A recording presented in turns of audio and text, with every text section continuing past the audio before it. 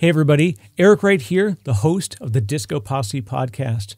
We're back for another in-person visual episode. This is really neat because if you've been listening online, of course, you can go to discopossepodcast.com. You can download us on Spotify, on Apple Music, Amazon Music, and in fact, we've been added to iHeartRadio. So super cool, as well as Stitcher and lots of other platforms. So whatever your podcast platform of choice is, you can actually go, just do a search for Disco Posse Podcast. Trust me, there's only one.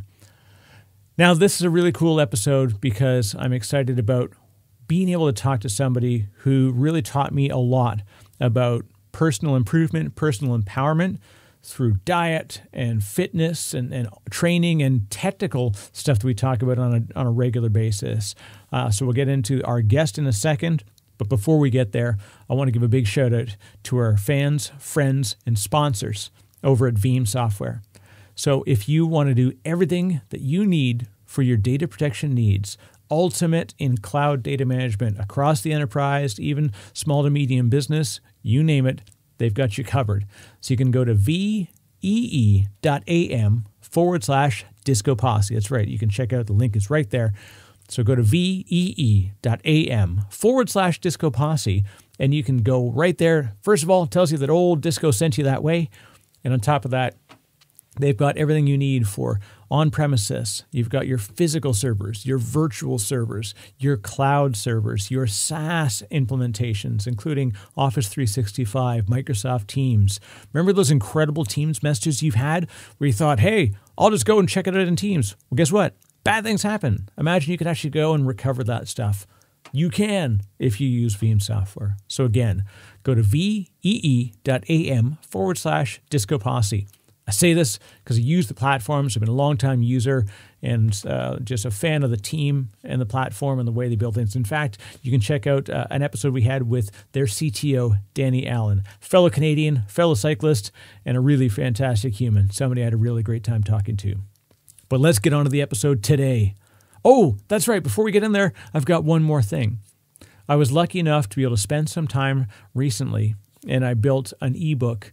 Because one of the things I've noticed is that I listen every day to a lot of technical sales calls and customer interactions, whether it's out at a show. Remember when we used to go to shows? Whether it's on the phone, whether it's over Zoom or a WebEx or whatever it's going to be. And one of the things I really struggled with was hearing people that they couldn't really connect between, what they were trying to show and what actually mattered to the person on the other side. It's really difficult, and it takes years of practice. Well, I've compressed those years of practice into a 4-step guide. It is literally called the 4-Step Guide to Delivering Extraordinary Software Demos That Win Deals. The reason I put this together is because it's decades of me taking those calls, being a buyer, a builder, a user of software, and taking the lessons in people-oriented businesses like retail and other customer-facing environments where I take that and show you how to connect and make sure that you can really relate and listen. And through that, you discover a lot about the people that you're trying to sell to. So believe me, if it works on me, I am your target customer. That's why I'm super proud of the work that we did. So check it out. You can go to velocityclosing.com. I made it easy. I just wanted to pick a URL that was going to be easy to find. So go to velocityclosing.com. You can download the ebook today. It's only $27. You get everything, the ebook, and you also get an audiobook course. Now, on top of the audiobook, you're going to get access to a regular course. So I'm actually doing quarterly AMAs and a lot of really neat interactive stuff. So you can get signed up, you get on our newsletter, and you get access to special dedicated time that's only through the sponsored content. So go there again, go to Velocity Closing, order it now, and you get access to me regularly. And this is a really great way to interact and help you up your game with your product marketing, technical selling, you name it. All right. Let's get to the good stuff. This is an episode with Paul Zychowicz. Paul is somebody who I've been lucky enough to be able to actually work with at my job at Turbonomic. Paul is somebody who I got introduced to because he was doing work as a sales engineer, a systems engineer, and I watched his progression, not only as a technologist and as a person in work and corporate environment, building in a startup that was really dynamic. And he took on a lot of stuff, but I thought, how does he do this, right? So we actually spent some time learning about how he tackles his work tasks, and I found out that he's actually an elite triathlete. So we had a lot in common around the sports side of the world. And he taught me a lot about personal training and how he approaches things. So this is a chance for you to unpack those lessons. And it's just a great conversation. Paul is super fun. And in fact, it's my hope that pretty soon he'll have a podcast of his own. And this is a chance for you to listen in. Paul was super cool. He talks a lot about his personal programs, like how he builds and sets his goals, and also how he approaches the physical and the work game. So check it out. I hope you enjoyed as much as I did. This is Paul Zychowicz on the Disco Posse podcast. Take it away.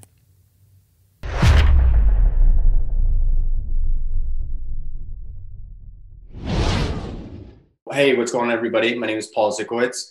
I'm a technologist and elite triathlete and endurance athlete, and you're listening to the Disco Posse podcast. Thing of beauty. All right. And with that, we begin. Yeah.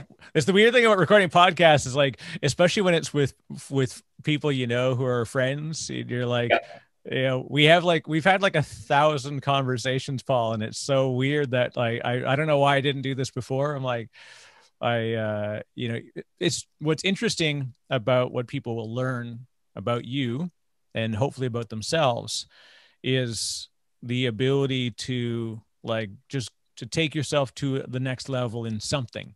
Mm-hmm. I think everybody's got a thing. So it happens that you have a lot of things that you excel at, but you've chosen to really throw yourself into 3 things, which results in one thing. Yeah. You're an elite triathlete. And that means that you are at least good at 3 sports. But before we do that, just introduce yourself for folks that are brand new to you, and then we'll kind of talk about your triathlon, current state, and then we'll go into kind of how you got there. Yeah. So the name elite triathlete means obviously I'm very good at triathlon, although I don't do it as a career. So I do work at a company called Turbonomic. I've done a number of different things for the organization. I started off on the pre-sales side and sort of spreading my wings, if you will. I've stepped over to the dark side and started playing a little bit more on the sales side of things, namely in the alliances. So, obviously I don't have as much time to train as professional triathletes, but the one cool thing about triathlon is, you have to train a lot, but as long as you can fit your training into your schedule, you can be pretty successful at it. And one of the interesting things about triathlon is, and namely, let's call it the Ironman 70.3 or, the full Ironman, really any triathlon, it's only one day, right? So like I said, as long as you can fit your training in and as long as you can get there on the day of the competition, you can do things, right? I said that only one day. That's like saying a Rolling Stones concert is only an hour long. But like, dude, there's a lot that goes into getting there. Oh yeah. There's a lot that goes on behind the scenes, right? Which I think speaks to a deeper message in our culture, right? Everybody sort of sees the moment that the person makes it, but they don't really see all the work that gets put into that thing. So I think one of my goals is actually to get my pro card. But I'm having a lot of fun just being very competitive at the age group level. So my let's call it my peak for the season is going to be the Ironman World Championships in St. George, Utah. It was actually supposed to be in New Zealand, but because of everything going on in the world, obviously got postponed. So that's going to be my quote unquote A race or my my top race of the year. But yeah, everything is going to be, working up towards that.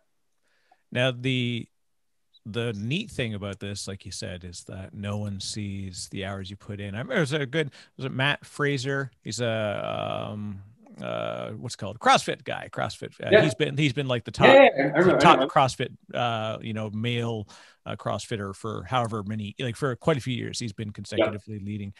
And what's really great, Vermont, actually. Yeah. And what's really neat is that at the end of, if you ever watch they have CrossFit movies on like Netflix, they're great documentaries. And they remind me of the old like Ironman, like it's I've still got the voice of Al Troutwig burned into my brain with those like stories of stuff. you know, in the history of the athletes and their personal stories. And that's what I loved about it. But they show up Matt Fraser, and that's it. Like, he's literally just finished. He takes like 3 days off, and then it's like 4 o'clock in the morning and he's in the gym. Yep. And it's this whole thing. He's like, these are the hours that nobody sees. And that's what really separates those really superstar triathletes, or like, you know, top athletes. But it's funny, you said one thing, you're working on your pro card. So what makes you a pro athlete versus a sponsored athlete? Because it's my understanding that you actually do have sponsors and such. So yeah, when do you have to like have no job? Is that the consideration to make you a pro athlete? I don't know what the deal is.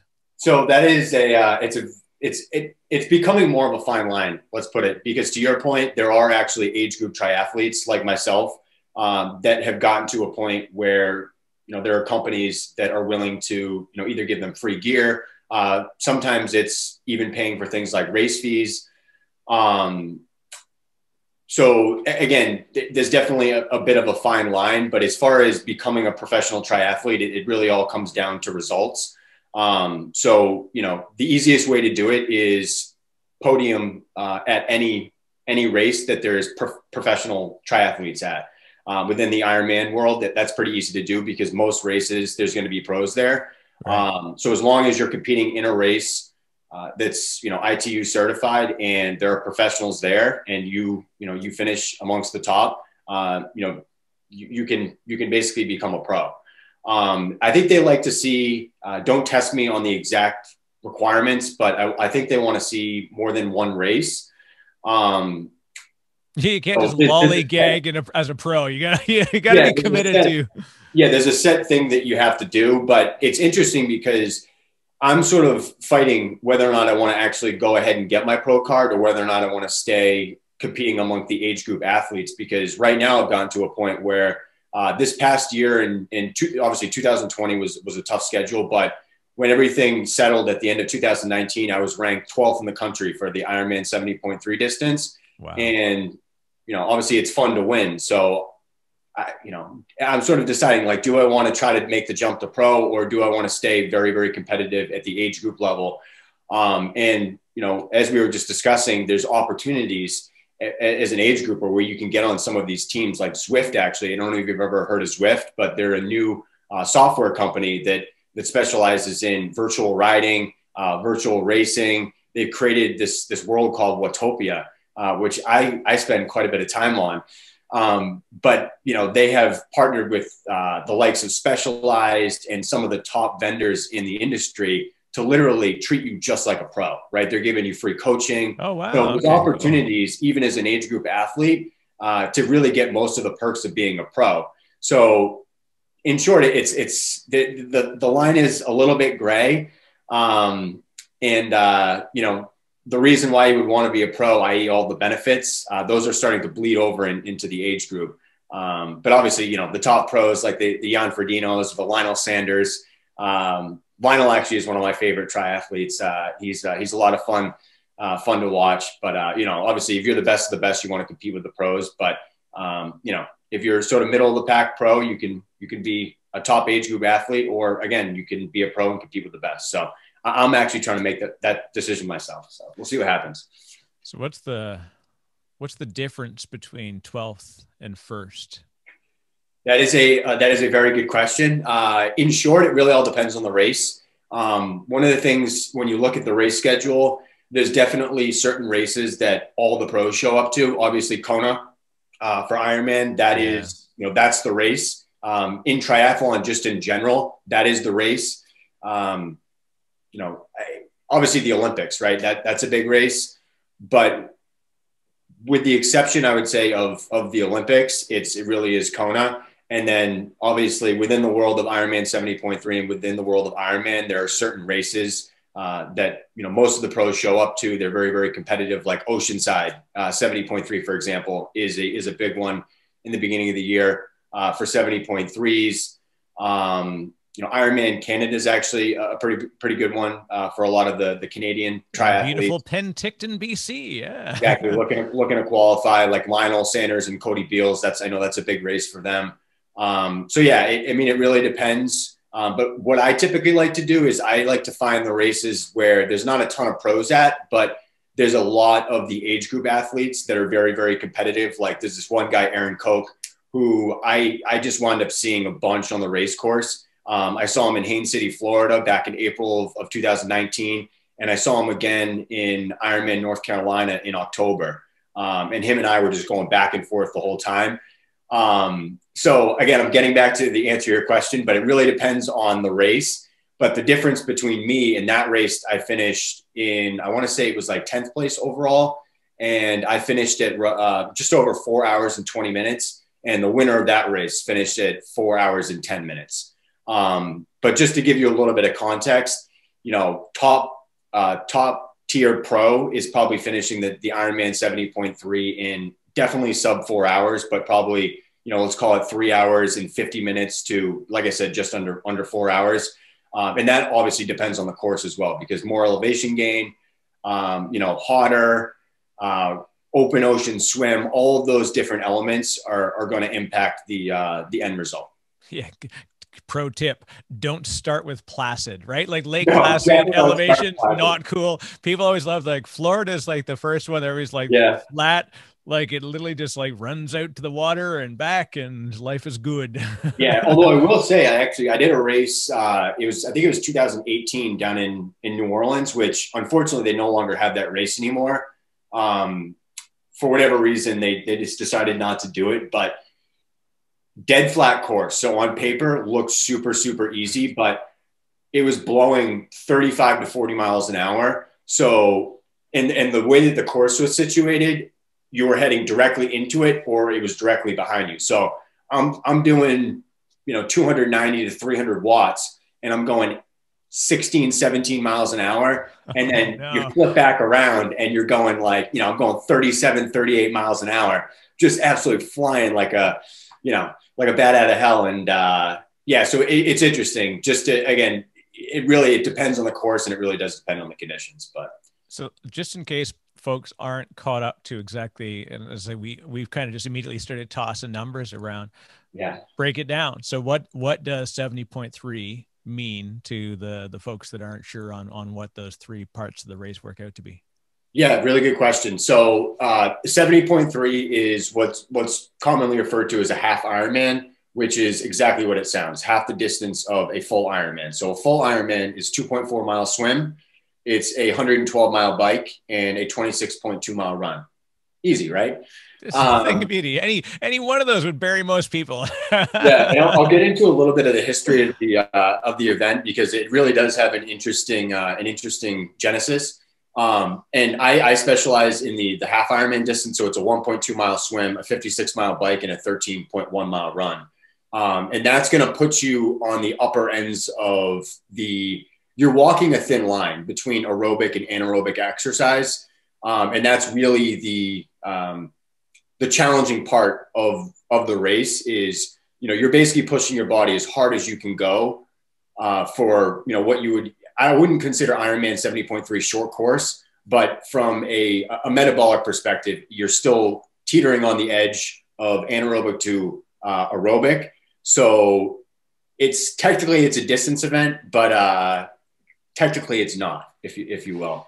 Yeah, it's a distance event. You still are at, this is like when you look at sprints and Olympic distances, they come in different sort of variations, and you get a lot of folks that's a great way to get started, right? Is you work up those lengths, and a lot of people won't go beyond, like even with marathon, same thing. A lot of people stay at half marathon distance because like I could run a half marathon. I'm not a high end athlete, but I can bet anybody who's listening to this could run a half marathon. It would really suck for a few days after. Yeah. And it may take a little longer than they wished, but you can pull it off without fueling, without your body, everyone's body is effectively ready to do that at a competitive level. Yeah. You can do it. However, when you go up to adding a second event, to doubling the distance over to the full Ironman, each event is like, if you're literally, you have to consume more energy that day than you would in a normal week of your life just to be able to make it through the event. And you've probably lost 5 pounds at the end of it. Yep. Yeah. I think that's actually a really good way to put it. You're essentially, the way that you look at your week is very similar to how you look at your race. So, for a triathlon, you're going to be spending, let's say it's, let's call the average person doing a half Ironman is probably going to spend anywhere between 2.5 to 3.5 hours on the bike. So you need to be spending at least 2.5 to 3.5 hours on the bike over the course of a week. I would argue as you start to get up to, let's call it the biggest quantities of your racing, you kind of want to build that number up to 2 to 3x the volume that you anticipate to race essentially. Right. So I like to break it into time. So if I'm going to be on the bike, and you can also break it into distance, right? So you can think about it like I have to race 56 miles on the bike. That means that in my heaviest training or my biggest volume weeks, I want to be doing at least 112 miles. Some people like to push that up. The pros will push that number up to 3x or 4x because obviously you want to be making sure that you're building in quality in addition to quantity. But yeah, it basically comes down to you're preparing over the course of a week what you anticipate to do over the course of that day. Now, the fun part of all of this is, when the hell did you think this was a good idea to do? what? Well, getting back to, so I was a swimmer in high school and college, actually. I always rode my bike. Like I was always on a bicycle, pretty much as soon as I could walk. I don't know if I could walk or ride first, but it was pretty close. Running was never really a thing for me, although all the sports that I did growing up, always, you were always doing some sort of running. But one of the things that really drew me to triathlon was obviously the competition. That was number one, but I got really bored with certain things. I would get really, really into them. So triathlon was a really great outlet for me to get really, really into something, triathlon, but not get bored with any number of the individual parts, right? So, swimming, for example, I would put my heart and soul into swimming for 3 to 4 months, but after I was done, I was like, I am done. Yeah. So after 3 to 4 months of triathlon training, because I've allocated my efforts, if you will, I'm raring to go. I'm not ready to put it away. It keeps me motivated. It keeps me excited to continue to get better. I guess I don't get bored with it, I guess is the best way to put it. Yeah. So this is always the fun part. There's no way that this is the only thing that you're competitive at. So part of when we talk about moving to next level at an event or, some discipline, it's never a lone thing that like there are other aspects that you probably had. Now I call myself like I'm a type A- personality. So I do more than most, but less than many, right? That's why when I like the way to put it. I cycle more than anybody would think is normal, but very much like way less and at way less effort than you and folks in your peer group would. Same with running. I like doing it just because I don't want to, people would always ask me, it's my favorite thing to be like, hey, so, you're like one of those like athletic types. I'm like, yeah, the ones that don't want to die in their 40s. Yeah, that's me. Like that. I'm not doing this because I like running. I'm doing this because I don't want to have a heart attack. I've got genetic stuff, which is calling an early end for me. So I'm fighting a lot of weirdness that in my physical existence that I'm on borrowed time. So I'm going to make sure that I maximize that borrowed time. And so that's my choice of competitive is like, I'm competing against a heart attack date that my dad had, which thankfully he's still here, but he's like at 41, he had a nearly life ending critical, like aortic valve replacement. And so here I was, thinking, I don't want that to be me. And I'm not a big guy. I wasn't like doing anything bad, but my body was telling me, you're on a bad path, and it's very easy for us to forget that. So I had that was my internal competitiveness was like, but I'm certainly could not go at the level that you're going at. I know that like you have made a choice to actively train towards these fantastic goals, and you're achieving results because of that. But again, like I said, so what was the first thing you did in your life where you knew you were competitive inside? That's a good question. You're bringing me way back, probably before memory. But I think it was just, I just wanted to do things and be active in the world. I think my first memory or me seeing something that I wanted to be good at was actually fly fishing. When I was a little kid, I was the kid that would get up at 4 a.m. and be annoying their parents. My parents are like, go back to bed. And I would run in and I would start talking before I could actually speak English. I've always been a morning person. And on ESPN in the morning, there were always fishing shows. And that was really my first obsession as a kid. I was a 7 or 8 year old kid at the fishing store with the older guys that were all 50, 60, 70 years old learning how to tie flies. Nice. Throwing down Bob Azumi references like they're nothing, right? Yeah, Jimmy Houston, Bob Dance, kissing the fit. Yeah, I just, fishing was my first obsession. And I don't know, maybe just primitively, obviously I think people are sort of drawn to the activities that genetically would, help them evolve. So maybe it was just that primitive connection. But I think a lot of it had to do with where I grew up. I was always, out in the world, playing in the woods, in the beach. So I think a lot of my competition wasn't necessarily like structured competition or like team. It was, me and my sister running down the street or to the bus stop, who could get there yeah, faster. Who could pass the first mailbox first, right? And then I grew up in a neighborhood, there was a bunch of older kids, so I was always in competition. And then obviously as I started getting to an age where things were a little bit more structured, baseball was my first passion. And as you can tell, as I start to talk through things, I have the tendency to get obsessed with things. So yeah, fishing was sort of my first obsession, and just wanted to get very, very good at that. I was out before school practicing, casting onto a paper plate with the fly. And then as I got to baseball, I was out in the backyard throwing up a baseball and hitting it because I didn't have anybody to throw the baseball to me, because, all the kids in my neighborhood were older than I was, which sort of helped me out because I started playing with kids that were older than me and helped me develop. Also, my dad screwed up my birthday, so I was playing with kids that were a year older than me as well. But yeah, I don't know. I think it was just, just being outside just naturally drew me towards being competitive. Didn't really matter what it was. I just kind of wanted to be good at different things. And obviously as structure started to come into my life,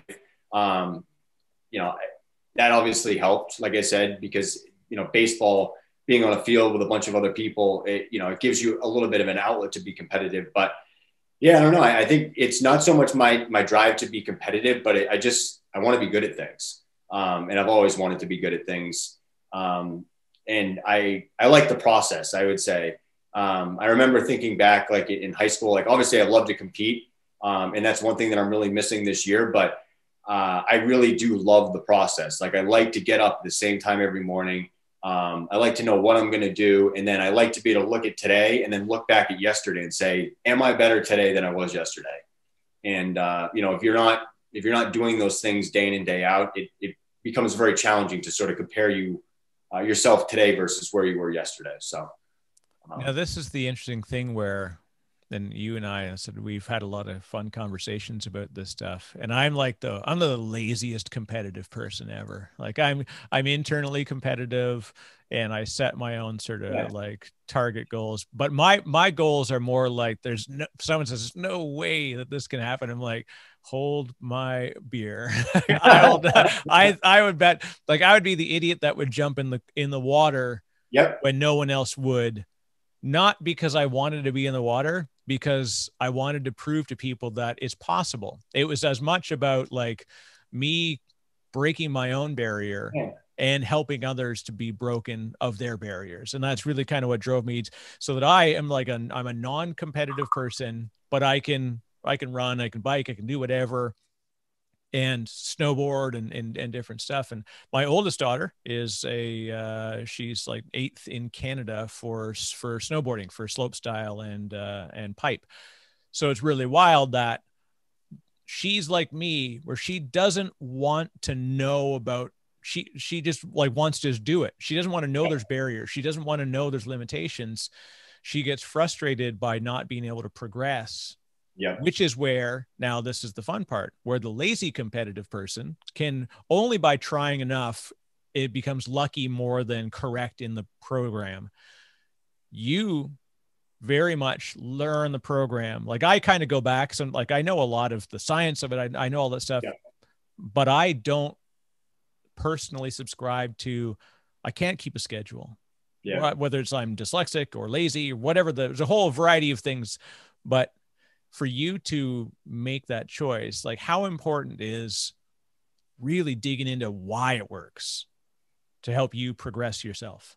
Yeah. I mean, I've always been a why person, and I actually, thinking about how I got back into triathlon, that was actually one of the reasons why, or one of the things that got me back into triathlon was health, and me really wanting to get on top of my health.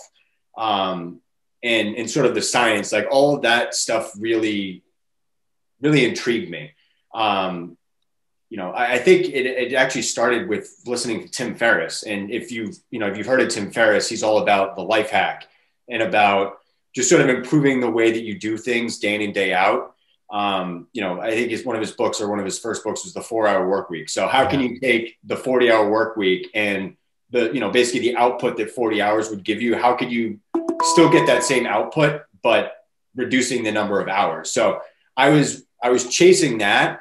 And then along the way, I just sort of got caught up in triathlon, and this idea of and this obsession with constantly being able to improve yourself. And to your point, it's one of those things, like you just sort of get into it. And I think half of the part is just doing your first race, getting it down on paper, and then from there going back and saying like, hey, I wonder if I change this or change that. Can I get a little bit better? So I think that's one of the things that I really love so much about triathlon, is the fact that, it really is, it's a puzzle, right? And, obviously all the variables are constantly changing, which makes it, it makes it interesting. The people that you're competing against makes it, always changing and interesting. But yeah, I would say that was actually one of the things that got me into it, right? It was just the wanting to learn why, and, how could I actually, how can I solve this problem? Because that's what's really fun. Well, what it really works down to as well is that how do you solve humans? Yeah. And you begin with yourself, because you're around yourself all the time. You got a better access to the student, right? It's kind of like, I love poker. I played Texas Hold'em at like a minor competitive level, and I literally know nothing about the mathematics behind it.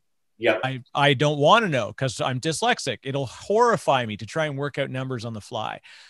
But the reason why I was good at it was because I know how people work. Yeah. And so I could figure out, and what was great is because everybody was broken, because they're just like, you're doing stuff that doesn't make sense. I'm like, well, it's working, so clearly it does make sense, And so that sort of human hacking, human understanding thing, I think, is where a lot of the things that you're doing that allow you to progress, again, are sort of an effect that you've chosen yourself, of like, how can I make myself better than yesterday? Yeah.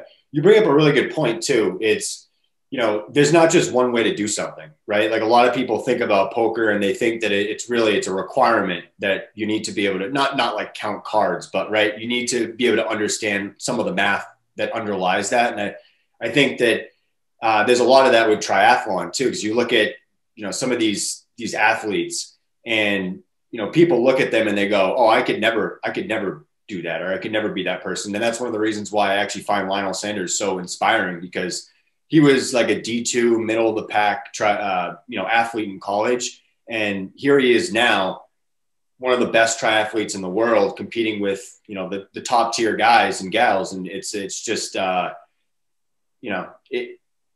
obviously there are certain things, genetics, whatever, that will get you further on down the path. But Yeah, I think you bring up a really interesting point that there's not any one thing that's going to make you successful. And if you could figure out, that thing that makes you good and you can exploit that, that's ultimately what's going to make you successful. It's not what other people say that's going to make you successful. It's you figuring out what's going to make you successful, and then you figuring out how you can exploit that, to get you to where you want to get. So, and it becomes a thing that you can apply to other practices in your life too, right? It's like habit forming and certain things like that. So the other thing that's interesting too is when you get to a very competitive single day event, everything can go right until that morning, right? Like what does that ever enter into your mind, or do you just have to put it out that like literally you could have a bike malfunction, you could get sick. There's like, as the wind could be particularly bad. There's so many things that could take 11 months of perfect training and completely upend you. Yep. Yeah. Well, they say, just at a high level, they say there's really 4 disciplines. What do you think about triathlon? It's swim, bike, run, and then nutrition. But to your point, there's a few other variables that you need to account for. Obviously the weather, and then mechanics. So, there's obviously things that you can control, and those are the things that you need to focus on. So making sure that you're getting enough sleep, making sure that your nutrition is on point just in general, and then making sure that you're prepared for the race. So, making sure that you're bringing your bike to the mechanic before the race. That's one of the big, that'll happen. It sounds like the most like mundane thing, but what people don't realize the amount of weirdness that's going on in your life that day. It's like you're traveling, yeah. Or worse, like you find out the bike didn't make it and you did, right? Like that's why you tend to go in advance. You want to ride the course. There's like a lot of things that you've got to do that are ritualistic, I think. And maybe that's the other thing. Are you very much a slave to ritual, or a lover of ritual? I shouldn't say slave to, like more like you seek the ritual as part of the outcome. Yeah. So I really just try to line up everything in my life to what it would be on race day. So getting up at the same time every morning, right? Typically races are early in the morning. So getting your body's circadian rhythm in line with, what you're going to expect on race day. Like one of the biggest mistakes a lot of people make, and one of the reasons why a lot of people have challenges is, they're racing, or they're getting up super early on race day. And I'm not saying you have to get up super early, throughout the entire year. Like some people like to sleep in, but at least 2 or 3 weeks before the race, if the gun goes off at 7 a.m. and you have to be at the start of the race at 5 a.m, you need to be waking up at 4:30 every single day for the first couple of weeks, again, to get your circadian rhythm, so that you don't have to go to the bathroom at 10 o'clock in the morning or something like that. So those are some of the things that you can start to do to control, if you will, the variables. It's like I mentioned, the bike thing, right? Like part of the reason why a lot of times something will go wrong with your bike is because you're riding your bike every single day, but a lot of times you're riding it maybe inside on the trainer, or even if you are riding it outside, you're riding it all the time, and you just sort of think like, oh, I don't need to get a tune-up because I'm riding it all the time and it was fine yesterday. But that's the problem, right? You're riding it exactly. There's always the one day where something happens that you can't pick what that day is going to be, right? Exactly, right? Like the bolt falls out that particular day, whatever it is. So there's certain things that you can do. And obviously there's certain things that you can't do and you can't control for, who's going to show up the day of the race. So, we were touching on this a little bit earlier, but this idea of competing with yourself, like that's really the mindset that I like to take into the race is, I've done the work, I'm ready. Let's go out and have the best race. Right. And just racing within yourself. That's actually one of the things that I really like about triathlon is that there's a number of different metrics that you can, as long as you're in theory keeping track of, you're not going to blow up. So for me, it's my heart rate cannot get above 161, depends on how fit I am, or 164 beats. So it's really, knowing your limits, staying within those limits, not letting your emotions get ahead of you. That's what a lot of people will tend to do is, during the race, all of a sudden their plan will change, right? I'm not supposed to get above 164 beats per minute, but there's a person that I know I need to race with, and if I don't want to let them go, and they start putting some watts down and they start cruising past me down the road, and I break my race plan. Sometimes and then that pays that comes back to them, right? And that's the whole thing. It's very easy to give up. Even it's almost like the sort of the Seinfeld thing of like, I was making good time, like when you're driving to the cottage or whatever, and you're like, if I go 120 kilometers an hour right now for like 4 minutes, if it's gonna like make a difference in the end, but when you actually scale it out over the course of time, if anything, it increases your risk during that period of time to getting caught by a police officer or like something else. So and when you're physically exerting yourself, those are calories, those are other secondary effect things that could come out where you get cramping, fatigue, lactic acid, like other stuff that very much changes. If you're right on heart rate point, you can bang it out. You can just keep going for the most part, but yeah, if you kick it up, I even find that if I like try and take my 5K run, I can mess with a 5K run time super easy, because even if you blow up, you don't really blow up. Like you got time, you're shaving seconds, but I'm not competitive. If I wanted to go competitive, it would really be difficult because, and then you get to 10 kilometers and 17s and like all the different sort of markers. And when I did my first, I accidentally did a half marathon. I'm like, let's see if I could do it. I did Tough Mudders. And so I used to run long distance. I haven't done one of those yet. You don't actually need to run, like, even though it's 17 miles, you don't have to run 17 miles. You run for like a mile and then you do a thing and then you run for a mile. Like, so it's the whole thing. 17. Right. But I thought to myself, I need to be able to run 17 miles. So I started running, and then I would go longer because that's my mindset. If you want to be good at running 17 miles, then run 20 miles, right? Yeah. When marathon's different because no one runs longer than marathon to compete as a marathoner. Typically, like that, you only run a marathon distance on race day, which is, it's a bizarre thing to me, but there's a body reason why that has to happen. Yeah. Neuromuscular. Yeah. So, but when it comes to these things of like, I went out and I did this half marathon. I'm like, all right, let's do 21.1 kilometers of running. And so I did, and I actually had a decent time and I was able to keep going. But then when I went to do it the second time, it sucked. Yeah. Because I knew I could do it. And so now I was like, I think I'm going too slow. And then I'm not hearing my kilometer markers going off in my ear. And then all of a sudden it would happen. And I was further behind than I thought. Yeah. And then I was tired. It was warmer. Like all this other weirdness started to happen. And I was now having this horrible internal monologue of like, you shouldn't have done this. And I literally would start to walk, run. Like, and I for the most part, didn't want to do that.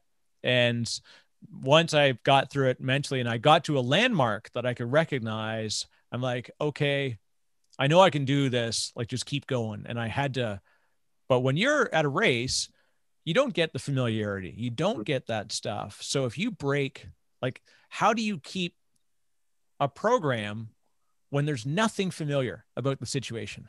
Yeah. So it's really tough. Right. And I think that's one of the reasons why a lot of people have issues with nutrition, because they let their emotions take hold of them, and they forget to eat at the 30-minute mark. And then it's, they're at the 45-minute mark, and that's time that they've lost. Right. Because when you're in a race, there's a capacity, right? Like for number of calories that you can ingest, it's 360 calories per hour is about the amount of caloric, intake that your stomach can actually absorb. Right. So that you can use it effectively. And within that, there's a subgroup of macronutrients. So, I mean, it's really, really tough, but it's really, you got to stay focused. And, there's different things that you can do. Like I said, I try to keep things as simple as possible. And for me, it's heart rate. I try to focus on just that one thing. And, there's some other things that I like to use, like watts, right? When I'm on the bike, like as long as I need to make sure that I'm staying at around this number and I can go to this number, but I definitely can't go above this number. So there's just little things that you're sort of telling yourself. Cadence is another thing that I like to, to keep track of. So it's almost like playing, when I'm on the bike, I'm playing games with myself. Like I'm keeping it at 85 RPMs and I'm not going above this heart rate. And those are sort of like the guidelines that I'm giving myself. I'm really not paying attention to a whole lot of what other people are doing, because again, like there may be people that are faster than me that day. And I know that if I get above and I start racing outside of myself to a certain point, obviously, like if we're in the last 3 or 4 miles of the run and I'm running next to somebody and they start to pick it up, I'm not letting that person go, right? Because there's 3 or 4 miles left, but it's just looking at the big picture, knowing it's going to be a long day and just being honest with yourself.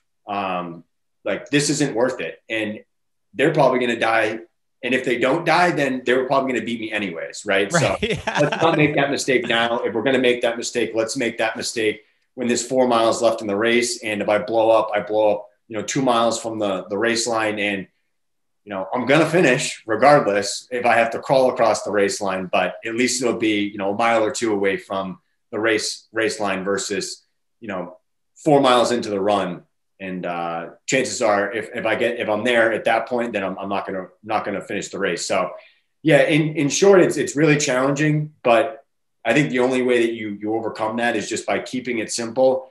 And regardless of what your emotions are telling you in the moment, you planned prior to the race for a reason. Yeah. Listen to your pre-race self, not your current race self. The current race self is going to get you into trouble. Now, this is the interesting thing, because we talk about, success in training, success on race day, but success has come on the back of disappointments and loss and overcoming. And it really is, that's the most important thing, because it doesn't just go well. So what's the worst experience you've had competitively that you are probably thankful for because it taught you a hard lesson? In recent memory, that's a good question. So in recent memory, it was Ironman, Ohio. It was my first DNF. I didn't finish the race. I called it quits about 4 miles from the start of the race. And I was really, really disappointed with myself after the race for not finishing, because per the discussion that we were having earlier, right? If anybody can finish a half marathon, right? It really all comes down to the mental side of things. But I got so caught up in my own head around how well I was going to do. Like I had this idea of I was going to podium, and candidly, I was fit enough to podium in that race, but I raced outside of myself. I pushed myself too hard on the bike. I didn't get enough water in, and I got myself into a really bad scenario. And I was just having all of this negative talk in my head. I wasn't where I wanted to be. And I convinced myself to drop out of the race, essentially. I mean, candidly, I was in a really bad spot. I was very, very dehydrated, but I was only 4 miles from the finish line, and my pace got to a point where I actually had to start walking. And again, I just, my current race self wasn't listening to my pre-race self. I just got so caught up in the moment and wanting to do well, wanting to do what I was expecting to do, that I forgot about my number one goal, which was, being true to the race and actually finishing it. So, it left me in a place where I was just so disappointed, because, and that's actually something that I use as motivation when I'm racing, is when it gets really tough, because you're going to get there. It's not a question. You're never going to race, at least at the 70.3 distance. And I would argue pretty much any race that you're going to do, it's going to be comfortable if it's a longer distance for the beginning of it, right? You're going to be having a good time. Everything's going to be great, but you're ultimately going to get to a point in the race where the demons are going to come out. And it's at that point where you win or lose the race. What are you going to do in that situation? Are you going to cave? Are you going to give in? Because, you aren't where you thought you were going to be, or are you going to be true to yourself and continue to put the pressure down? And that's really one of the techniques that I use. Is I look at my future self, and I ask myself, Paul, what would your future self what would they think of you right now and your decision to drop out of this race? Or when you think back at this period of time and, you know, candidly, things suck right now, right? Everything hurts, but are you going to be happy with the amount of effort that you put out? Like, did you actually go as hard as you could? And if the answer is no, then I just hit the gas, right? That was a big learning experience for me. And I had to have a serious conversation with myself after the race and just say, hey, Paul, you know, you need to not get so caught up about what you think you're going to do that day. You can only do what you're going to do. You know what I mean? You can only do what you're going to do that day. And at the very least, do the best you can do. Yeah. And there's an interesting thing where sort of at your level, a DNF is very important to your psyche. And in that, at a true, I shouldn't say truly, at an incredibly high competitive level, when they know they're in 11th place, they will stop if they're not feeling well, because they know they've got a 52-week training season, and it's a little different. So, which is why, you know, people, when they see somebody and they're a DNF, you know, because they're going to miss some time window or whatever, it could be, they could have some other physical thing that's happening to them, and they just have to tap out because they know they got to get to the massage, they got to get to recuperation, get into rehab, whatever it's going to be. And it's different, but it's funny that we look as humans to the inspiring story, and it's always finishing. It's always finishing. Right. And in fact, I'm the other one. My most inspiring story is the person that crosses when the flag's already down, right? When the timer's off, and you see ones, and it's like, give me goosebumps just thinking about that. Because I agree. I totally agree.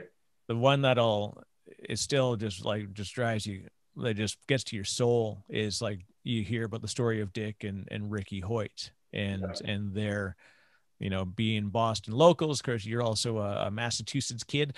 You know, you read their stories and you watch the videos about this whole thing. And I remembered watching one time, and they had a bike, mechanical, and they're competitive. Like, you can't take anything with you, like, and they had a unique bike. So even if they could, there was nothing they could do.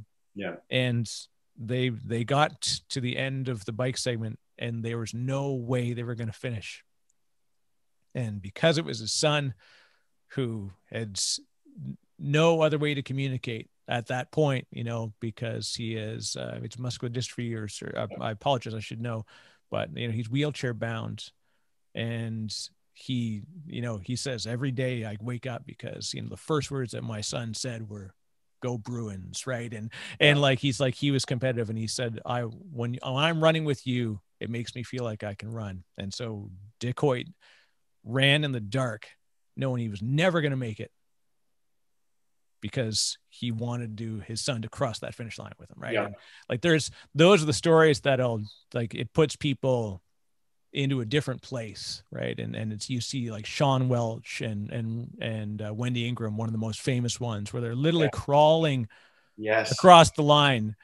They look like feeble bodies, and literally one crawls faster than the other, and like, it's bizarre. Like, you see these things, but no one realizes, like, man, like, that those are so rare, but they're so inspiring. And you have to, like, find the, like, micro versions of that in every race and everything you do. And that's kind of like what allows you to compete. Like, the day that you go flying off your bike, and you're like, I remembered finishing just even a group bike ride with my handlebars literally bent inwards because I had crashed so hard.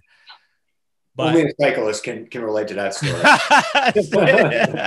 It was like 10 kilometers into a 150K ride, and we went down just like it was horrible. It was just a stampede of carbon fiber just flying into the ground.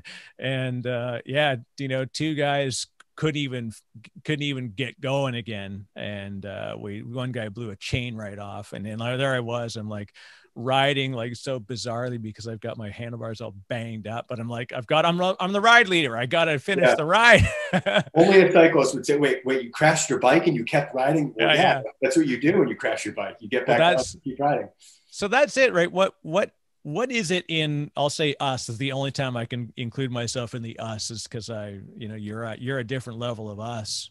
But when I fly off my bike in a race, the first thing I think is put me back, like grab the bike, get on, and then figure out, is it mechanically sound? Okay, cool. And then I'm riding and then going, okay, am I mechanically sound? Like that's the last thing on my mind is, am I physically able to continue?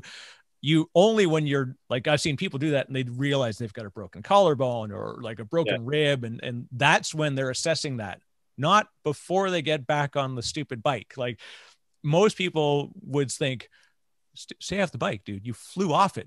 Just take a break. You know, like, no, internally, I'm like, I got to get back on and then I'll figure out how things are going. Yeah.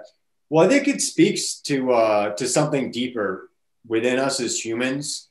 You know, obviously a race is a race is a race is a race, but, you know, at the end of the day, you're doing this for you, right? Obviously, you know, you want to do well, but, you know, again, we keep hitting upon this. It's what you do when nobody else is looking that really sets you apart. And, you know, to your early story, you know, even if you're not going to quote unquote finish the race, just, you know, getting to the finish line, you know, even if you're not going to be recorded again, is finishing the race, you know, you know that you made it, right? And that's going to be the thing that's going to get you to the start line at the next race, right? Because a lot of people may just, you know, the person that doesn't finish the race is probably not going to get to the start line the next time. And so I think it's asking yourself a deeper question, you know, why am I doing this in the first place? And I mean, at the end of the day, life isn't always happy. And if you're constantly chasing happy, then, you know, you're probably not going to be very happy in your life. Right. Yeah. So I think it's just sort of wrapping your head around this idea that, you know, in many cases, life is painful and life isn't always pleasant. But if you can just continue to forge ahead and do the right things, eventually, you know, you'll get there and you're going to feel so much better about yourself when you do. And it can even be micro goals, right? I think that's the big thing that even people that are listening, they're going to be like, I'm not going to go to this level, but it can be literally the smallest thing. It can be taking a night school course just to figure out something. If you want to try something, it's like an hour a week that you do something that you didn't do before. It's what you can do to inspire yourself to do that. Like one of my favorite quotes of the one we should not quote. He's like Voldemort of cycling, right? Of course, Lance Armstrong, which I take what happened away from it. Like he's a fantastic athlete. Oh, incredible inspiration athlete. for many, and still, you know, and I still find inspiration in what he does, and you know, doesn't take away from the badness of the situation. But anyways, but my favorite quote is, he says, if you quit, only you're going to know, or you will always know, and no one else cares. And that's like the whole thing of like, this is 100% on you. You know? And I remember riding up, luckily I'm a thinner fella because I work at it. Right. And so I'm pretty decent at going up hills. And so I'm immediately in a different group because most people don't like going up hills. So I'm already in a thin group of folks. So my first thing is like, why would you ride down? I'm going to ride up. This is way more fun to go the other direction. And I remember going up one day and I had one of those moments where I was halfway up. It's a 12K ride. It's effectively almost the same profile as Alpe d'Huez on the North Shore Mountains in Vancouver. It's my favorite thing. Every Saturday morning, I would go up and I would ride a 12-kilometer uphill, 7.7% average gradient ride. So, you know, it takes me anywhere from 50 to, 56 minutes, depending on how I'm feeling. That is a steep incline. It's a fun one. Yeah. Because the moment you start, it starts at like 9%. Like the first thing you do is it's just your heart rate is jacked. Kick you right in the teeth. And that's it. And then there's no reprieve. Like there's a false flat that goes down to 5.5%. Oh my God. And that's at like kilometer 8. And like I know every turn, every tree, every corner in my head still, because I rode that so many times. But anyways, so I'm halfway up this day, and I wasn't in the right mindset starting the day. And I got there and I was just filled with negativity. And I got to like halfway out, like 5 kilometers in. And I was just like, I'm not feeling it. I was going slow. I was like, everything felt like it was going wrong. And so I started this loop of tearing myself down. Yeah. And then I stopped and I was like, this is not the day. And so I stopped my bike and I literally like stood there for a second. I'm like, I'm not going to make the decision right now. I'm going to wait a minute, took a drink. And then I turned my bike so that I'm literally like crossways on the road, and there's no one up here. Like it's a ski mountain. So no one's there, no one drives up it. And as I thought about turning left and pointing down the mountain, it just hit me that I was like, God damn it. Yeah. Don't do this. And then I saw 4 riders coming down in like basically like a tandem run. They're just like wheel to wheel flying down. And it was the giant women's competitive team. So there's 4 of them were coming down. And I was like, only you're going to know and no one else cares. It was going through my head. And so I turned my bike to the right and I hobbled my way back up. And I finished. I did it. It was like an hour and 2 minutes. It was a terrible time, but I got to the top and I just said, thank goodness I didn't do it. And then I rode down, which is like a crazy downhill. You're going down at like 55 miles an hour, just like hammering down this thing. And then you come into hairpin corners. It's a really wild ride. I hate it. Actually, it's kind of scary because you're flying. You got to be careful. Yeah. I do like going fast, but I'm definitely with you. I prefer uphills to downhills. Just because I'm pretty good on a bike, but it definitely is a certain type of person. But it really does really blow up the crowd, right? That's the one thing that's amazing is that if you go, most people don't like, even same thing with running. I remember doing running races. Running down stuff. And as soon as you hit a hill, I'm like, yeah, right on. Like I'll like kind of hammer for a second just to kind of like, and it just splinters the field. It's so wild to see how most people are not used to the change in elevation. And so the funny thing is like, so as I'm now riding down and I'm feeling, thank goodness I did this. I would have regretted it if I didn't, but like it was a tough ride. And I see the 4 women from the giant team coming back up for the second time. And I'm just like, and it just reminded me even more, and I do this with my daughter all the time. I want to get her like a thing on her jersey, just says like rides like a girl, you wish, because there's no, like that mountain is, it separates people from themselves. Oh, yeah. And it was wild to see, but that's when I think of those things. And then like, so how does this stuff now play out in your business life, right? Like, because you don't just do your day-to-day gig. Yeah. You've got a clothing company. You got all sorts of craziness going on. So you are a competitive self in a lot of different areas. Yeah. So I, to your point, I actually no longer am part of the clothing line, but I did start a clothing line with a couple of friends prior to joining Turbonomic, which is where I am now. And I'm getting a little bit into the blog podcast world. I haven't really got as much into that as I'd like, but I'm going to be spending a lot of time on that this year. But I think it's just kind of a hunger for new experiences, right? Like we're only here once. I want to try to experience as much as I can. And I don't know, I like to build things, right? I'd like to leave something after, we're only going to be here for a certain period of time. I'd like to leave something that, folks can remember me by.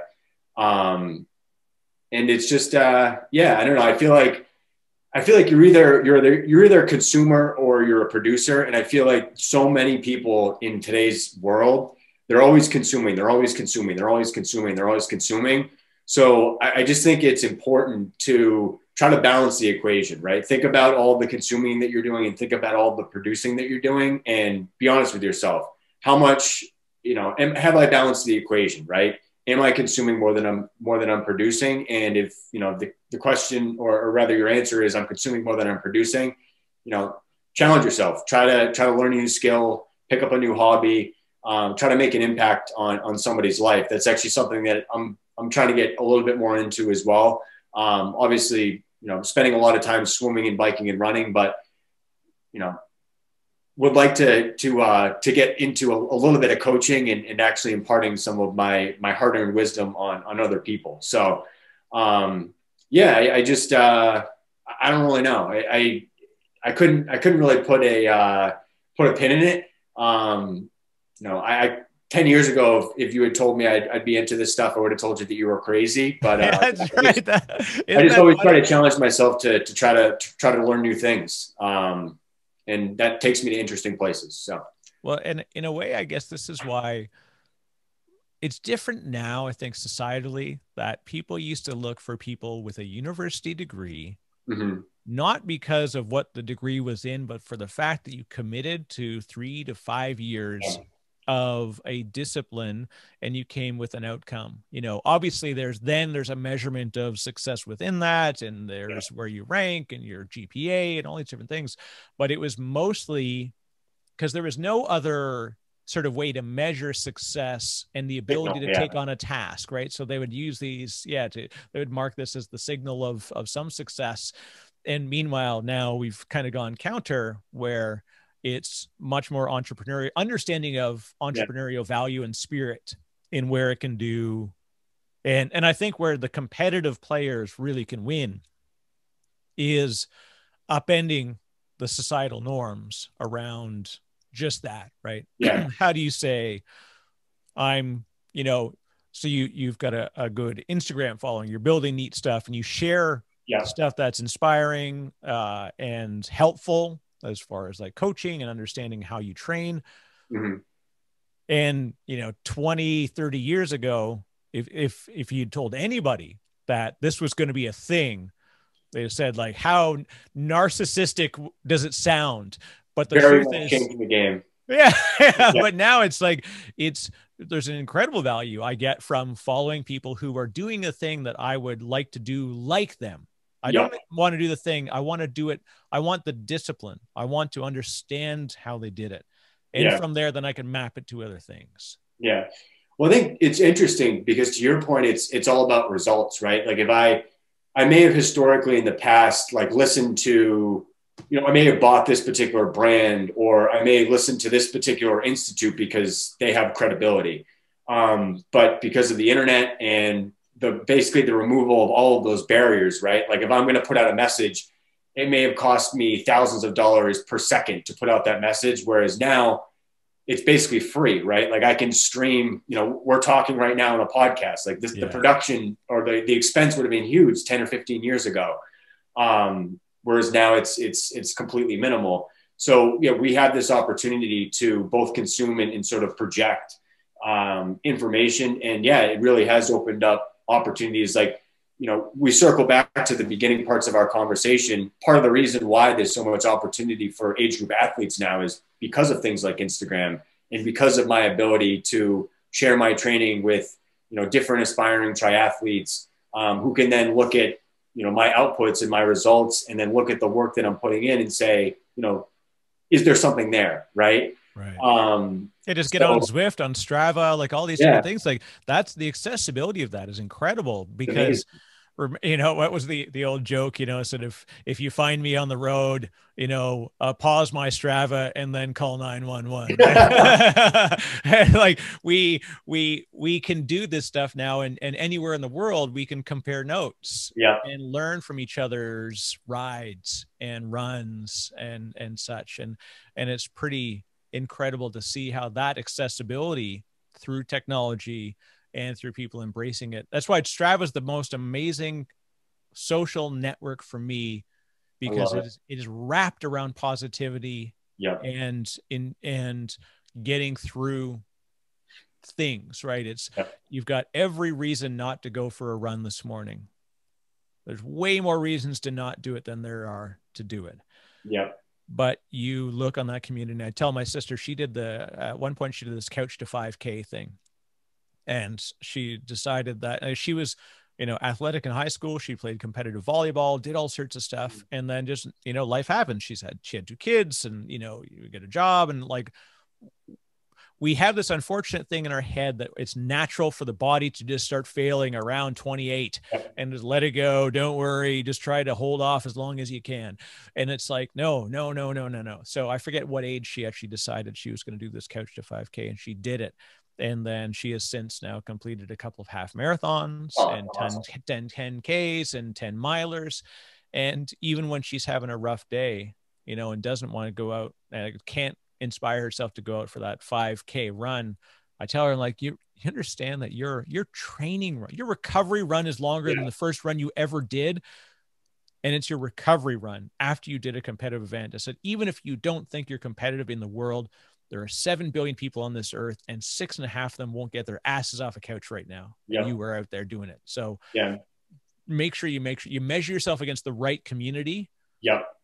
And that's why Strava and Zwift and those things are fantastic for me, because it's very much, no one's out there to say like, Nelson from The Simpsons, like, bad ride. We may sort of have a run at each other, jokingly about like, little things, but it's always meant in very, very good thing. There's no trolls on Strava. At least I haven't met him yet. Although I will say it does have I have the tendency to get a little bit too competitive on Strava, where I hate to see the minutes per mile start to go down. So it's actually funny. A lot of the guys that and that's the other thing, is I've met a lot of guys and gals, and I've since connected with them after meeting them at races on Strava. And we sort of, like I mentioned, that guy, Aaron, who I track. And there's a couple other guys, this other guy, Michael, who I met at a race, and I'm always sort of comparing notes against his training. But yeah, it's a great tool. And just one thing that you mentioned there, one thing that really excited me about triathlon was the fact that in my head growing up, and I think that so many people have this in their mind, they're thinking that your athletic peak happens when you're 18 to 21, right? Because that's typically where people stop playing sports. But one of the interesting things about triathlon, Jan Frodeno is 37 years old, and he's the #1 Ironman. I would argue the #1 athlete in the world right now. Yeah. And he's 37 years old. I think he's candidly trying to see if he can do it into his 40s, but that's exciting from my perspective, right? Like, I'm not, my best athletic fitness isn't behind me. It's actually ahead of me. When you get to endurance, like slow twitch, stuff that's very much, especially ultra endurance stuff, is almost always people 40 plus. Like there's no 25-year-old ultra marathoners. Like, there are less of them for sure, because your body is not made to do it that way. Nor do you have, I think, the want to do that. It's because there's other things you can do competitively at that age that you won't be able to do at 45. So you will commit to those things knowing that on the other side of it. But yeah, I mean, that's funny. Like 18 to 21, that's like, you get out of high school, and like, that's why we always joke about the people that, like, somebody's 28 years old and they wear their high school football jacket and they can't zip it up. And like, that's their sense of self was wrapped into that thing that they did. And it's like, oh, you hope that they can find it. You hope that they, like, cause I know, like, you did this before. Yeah. And it's not just here. It's what you inspire your kids to do. Like my kids, I've got 4 kids, and they think it's normal to get on a bike for 5 hours. Yeah. Like, that's what I want them to believe. Yeah. That's what I want to leave in the world. It is true. You definitely are setting a good example, and it's a great way to just stay fit older into life too, right? It's low impact. It's it's a lot of people think running is really it's hard, and it's hard on your body. But in reality, like, once you, and this sounds arrogant, if you will, but once you learn how to run, and candidly, like, that's something that I had to learn how to do, is I had to learn how to run, because they don't, and that's one thing they never really taught you, right? You just, I mean, it's stupid to say, but most people try to run too fast, and you need to teach yourself to run slow so that you can run fast, i.e. so that you can build the proper technique, so that you won't injure yourself, and that it will be enjoyable. So we all grow up like we're like Steve Prefontaine, who just wanted to like hammer out of the gate. That's how we're taught how to run, is like in high school. No one trains you. I hope that now, maybe because there's more understanding of the science of running, and like there's more, like the gym teacher that I had when I was a kid was, the old joke is, right, when those who can't do teach, those who can't teach gym, right? Like it was just whatever guy was left over that didn't have a second night school job, they're like, all right, can you teach phys ed? Like, okay, here's a stopwatch and a clipboard, go make them fast. No science to it, right? No one cared. I grew up in a small farm town, so the fact that all we played was soccer. It was all Italian and Portuguese kids where I was raised. If I didn't play soccer, I was a weirdo. So I rode a bike because I lived in the middle of nowhere. I was riding a BMX bike too, and I had a similar experience. But I think they're getting better about, and I hope they are getting better about teaching just nutrition. And because to your point, I think it's something that everybody should be incorporating. Just preventative care, right? It's a good way to keep yourself healthy and feeling good. And it creates the future, right? I mean, and that's really what there's no better way to describe what you said before, right? Is what am I doing today that makes me better than yesterday? And that's all you need to be, in some small way that you can impact on yourself in some positive way today, every day. So that when you have the bad day, you know that you've got consecutive days of proof that you were able to get through this, and God damn it, you're going to overcome this, right? So whatever it is, and that's just what we have to teach ourselves, because there's going to be days where we won't be better than yesterday. Yeah. I don't know if you ever listen to David Goggins at all, but he calls that the cookie jar. That's right. You got to put another cookie in that cookie jar. David Goggins is like one of my guys. He's like my favorite guy to love, but I know why people hate him, because I joke, like I know why it's tough for like Jocko and David Goggins, these guys, because they're like, every morning you see like the 4:30 Jocko's watch, and you see Goggins out at, and he does that thing where he like has a selfie camera and he's like, see that, look around. It's nothing. Even people who are up early ain't even up early yet. But I think something to his madness though. And I love the way that he simplifies things. And I to a certain extent came on this idea of like doing something that sucks once a day. Yeah. Because that really is like the hardest part about working out is the moment before you decide to work out. Right. Once you decide that you want to work out, it's easy.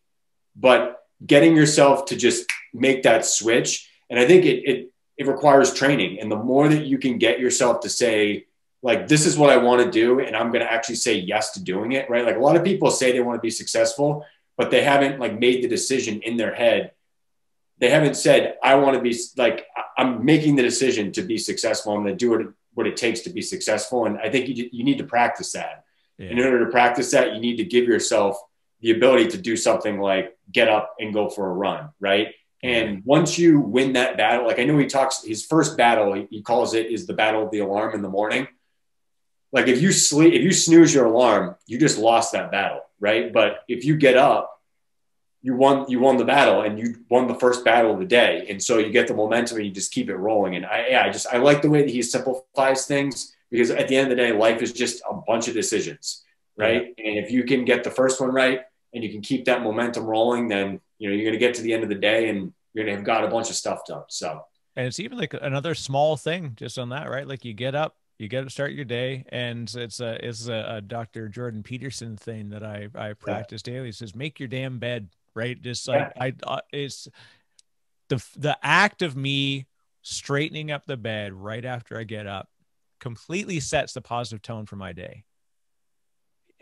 Because for whatever reason, it works. It's just it's the silliest thing, but it's a thing that reminds me that I could not do this, and it's taking 30 seconds and adding it to my day to do something else that I won't actually do, right? Like there's no benefit in not doing it, but there's a huge benefit in doing it. Yeah.